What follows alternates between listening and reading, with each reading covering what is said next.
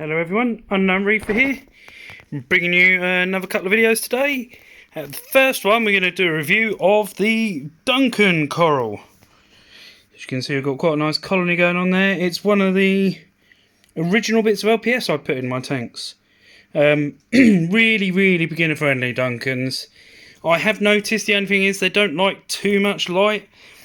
That's about as high up as I'd want to put it in the tank, because I have seen them shrivel up in the past when they've had too much light. I'll get through this side that's a bit dirty, to be honest. But they give a really nice wavy movement. They're really easy, I'd say. I've got maybe... It flow's a bit of a funny thing I've found with these. With flow is you can absolutely hammer things with flow, and they won't open up as much, but it'll be good obviously for your SPS and things like that. I tend to run slightly lower flow in my tanks than probably most people do.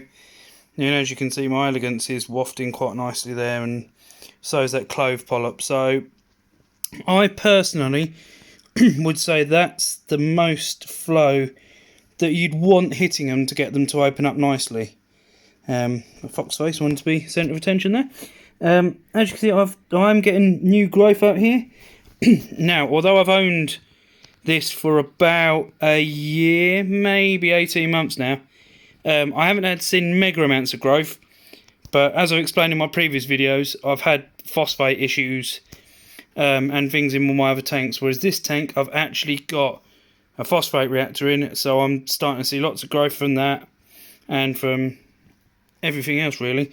In fact, since putting the phosphate reactor in, the only things I'm not really seeing much growth from are my softies, which I'm kind of getting to a point I might sell those bits of softies off, and then I'll concentrate on LPS, because as you can see with these ACANs, my LPS is doing lovely in here, and so is my SPS. So yeah, they can live in slightly dirtier water or higher nutrient water. I've had them in high nutrient and they've done okay. They've been through various disasters, temperature swings and all things like that.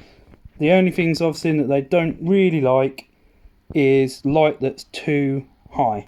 If you put them too high, they'll just shrivel up and won't really come out. They might not die necessarily, but they will shrivel up and not really do a lot.